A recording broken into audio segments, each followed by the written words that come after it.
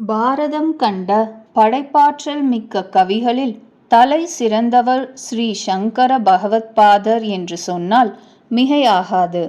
படைப்பாற்றலோடு இணைந்த தத்துவ தரிசனம் ஸ்ரீ சங்கர தரிசனம். இவரது வாக்கியம் யாவும் காவியம், வாழ்வும் காவியமே. தத்துவ வானில் சிறகடித்து பறந்து கொண்டிருக்கும் ஞான குயிலை சற்றே ஞான விருட்சத்தில் ஓய்வெடுக்கச் செய்து மோன கீதம் பாடச் செய்தது இம்மண்ணின் பெருமை. பாரத மண்ணின் மனமாகத் திகழும் சமஸ்கிருத பாஷையின் பெரும் கவர்ச்சி. பகவத்பாதரது சொல்லாற்றல் அளப்பரியது. மிக எளிமை, மிகவும் தெளிவு. சலசலவென்று மலைச்சரிவுகளில் குதித்தோடி வரும் நீரோடை போன்ற துள்ளும் நடை, படித்ததுமே புரிவது போன்ற தோற்றம் தரும் லலிதமான நடை அழகு. விசாரிக்கப் போனால் ஆழம் காணப்பட முடியாத ஆழ்ந்த கருத்துக்கள். பிரசன்ன காம்பீரியம் என்று கூறுவார் வாச்சஸ்பதி மிஸ்ரர். தந்த்ரீலய சமன்விதம் என்று வீணையின் தாளக்கட்டுகளுக்கு ஏற்ற இசை கலந்த சந்தநயம். இவரது உரைநடை ஸ்லோகங்கள் இரண்டிலும் ஞானத்தின் ரீங்கார ஸ்ருதியையும் கர்மத்தின் மாறாத லயத்தையும் இணைந்து காணலாம். பரனில் போடப்பட்டிருந்த வேதாந்த தர்சனத்தை கீழே இறக்கி தூசி தட்டி நடைமுறைப்படுத்திய பெருமை பகவத்பாதரையே சாரும். இவர் புதுமையாக இதோ இது என் கண்டுபிடிப்பு என்று எதுவும் சொல்லவில்லை. பழைமைக்கு மெருகூட்டினார், புதிய வடிவம் கொடுத்தார். வேதங்களின் உள்ள கிடக்கை இதுதான் என்று அங்கையில் நெல்லிக்கனி போல் காட்டிக் கொடுத்தார். மனமும் அறிவும் கடந்த அத்விதீயமான இரண்டற்ற அனுபவ நிலைகள் அனுபவ சாத்தியமே என்று காட்டித்தந்தார். வேதாந்த தரிசனத்தில் சாதகனின் வளர்ச்சி நிலைகளை பொறுத்து சாஸ்திரங்கள் மூவகையாக பிரிக்கப்படும். இவை ஸ்ரவணம், மனனம், நிதித்தியாசனம் எனப்படும். அதாவது குருமுகமாக கேட்டல், பிறகு கேட்டவற்றை தனியே இருந்து சிந்தித்து விசாரித்தல், தொடர்ந்து ஆத்ம விசாரம் செய்து முடிவுக்கு வந்தபின் அதை நடைமுறைப்படுத்துதல் எனப்படும். உபனிஷத்துக்கள் ஸ்ரவணம் எனப்படும். பிரம்ம சூத்திரங்கள் எனப்படும் வேதாந்த சூத்திரங்கள் மனனமாகும். நடைமுறைப்படுத்துவது பகவத்கீதையாகும். இம்மூன்றும் சேர்ந்து பிரஸ்தான திரயம் என்று வழங்கப்படும். இம்மூன்றிற்கும் உரை எழுதிய பெருமையும் இவற்றில் அதிகாரம் இல்லாதவர்களும் கற்றுணரும் வண்ணம் இவற்றின் சாரமாக பல பிரகரண நூல்களையும் துதி நூல்களையும் இயற்றிய பெருமையும் இவருக்கே உரித்தானது. எல்லோரும் வேதாந்த தரிசனம் பெற்று நாதாந்த நாட்டினுள் போதாந்த பெருவெளியில் நித்திய சுகவாரியில் திளைக்க வேண்டும் என்ற பேராசை ஞானிகளின் கருணைமிகு ஆசைக்கு ஆனாலும் அளவில்லைதான். ஸ்ரீ பகவத்பாதரின் உரைகள் யாவுமே மிக மிகச் சிறந்தவை. வேதாந்தத்தை நடைமுறைப்படுத்திய கீதாச்சாரியனின் மடைத்திறந்த வார்த்தைகளுக்கு இவர் எழுதிய உரை இன்றும் அனைவருக்கும் கலங்கரை விளக்கமாக திகழ்கிறது எனலாம். இவர் ஒரு நடைமுறை வேதாந்தி. எனவே கீதா பாஷ்யத்தில் இவரது வார்த்தைகளின் வீச்சும் சந்தமும் பளிச்சென மின்னுகின்றன. அனுபவ கையேடாக இருப்பதால் தனது அனுபவமாகிற உரை கல்லில் உரைத்துத்தான் தருகிறார். 24 காரட் தங்கமாக மிளிரத் தருகிறார். வெறும் தங்கமாக மட்டும் இல்லாமல் நகைகளாகவும் மாற்றித் தருகிறார். அணிந்துதான் அழகு பார்ப்போமே. அணிந்து அழகு பெற்று சமூகத்திற்கு அழகூட்டியவர்கள்தான் எத்தனை பேர். அத்வைத்த ஞானத்தையும் பக்தி யோகத்தையும் இணைக்க முடியாது.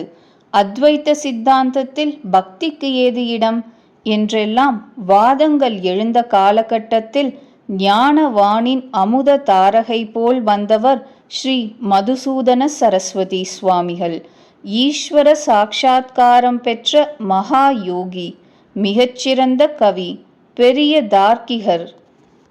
இவரது பெருமைக்கு ஒரு சான்று. ஒரு சமயம் துளசிதாசர் இராமாயணத்தை சமஸ்கிருத பாஷையில் காவியமாக எழுத விரும்பினார். ஆனால் சக்கரவர்த்தி திருமகனான ஸ்ரீ ராமச்சந்திர பிரபுவோ தேச பாஷையில் ஹிந்தியில் எழுதும்படி உத்தரவு அளித்தார். பரமனின் விருப்பப்படி ராமச்சரிதமானஸ் எழுதியாகிவிட்டது. வெளியிட்டாக வேண்டுமே. யாரேனும் மகான்களின் ஸ்ரீ முகம் பெற்று வெளியிட்டாலல்லவா நூலுக்குப் பெருமை. அன்பர்கள் துளசிதாசரை அணுகி விரைவில் வெளியிடக் கோரினர்.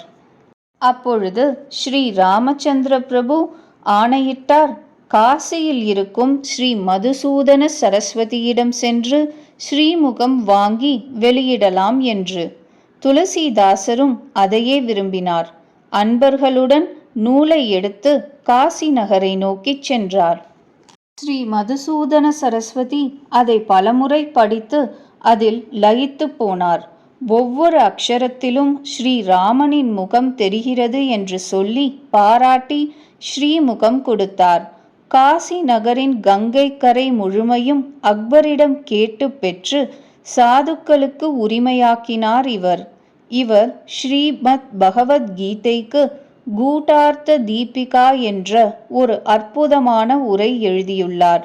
அங்கு முன்னுரையில் முதலில் குறிப்பிடுகிறார், பகவத் பாத ஸ்ரீ சங்கர பகவத் பாதரின் கீதா பாஷ்யத்தை மிகுந்த முயற்சியோடு பலமுறை படித்து அதன் உட்பொருளை நன்றாக கிரகித்து கொண்ட பின் எனது இந்த கூட்டார்த்த தீபிகா எனும் சொந்த உரையை எழுதத் துவங்குகிறேன்.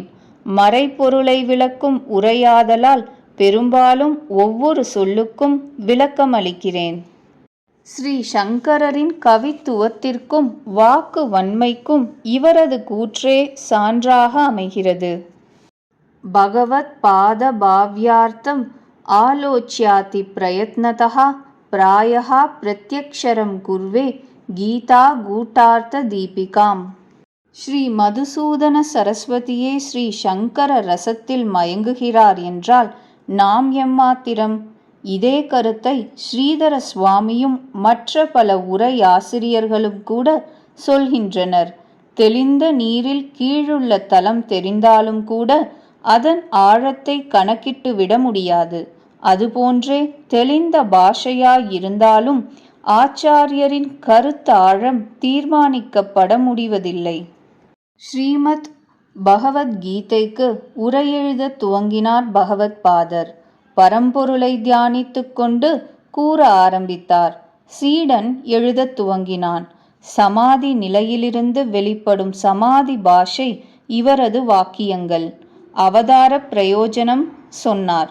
தர்ம ரக்ஷணமே முக்கிய நோக்கம் என்றார். அறம் காக்கப்பட்டால் எல்லாமே காக்கப்பட்டதாகும் என்றார். அப்பொழுது ஒரு சீடன் எழுந்து கேட்டான், கீதைக்கு பல உரைகள் இருக்கின்றன. தாங்கள் உரை எழுத வந்த காரணம் என்ன என்று கேட்டான்.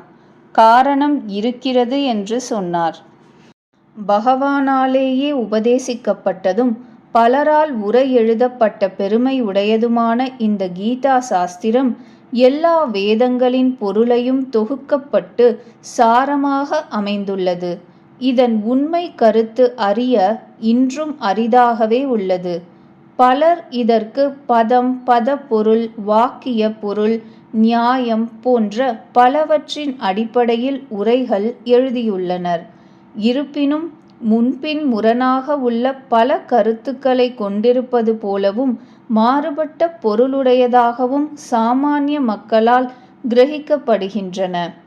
எனவே கீதா சாஸ்திரத்தின் பொருளை தெளிவாக உள்ளபடி நிர்ணயித்து உணர்த்தும் பொருட்டு நான் இதற்கு சுருக்கமாக உரை செய்ய துணிந்தேன் என்கிறார் பகவத் பாதர். கீதாச்சாரியன் சொன்னதின் திண்ணமான பொருளை வண்ணமாய் தெரிவிக்க விழையும் இவரது ஆர்வம்தான் என்னே. கீதையின் பொருளை தெளிவாக உணர்த்தினால் பாதையும் தானே புலப்படுமல்லவா?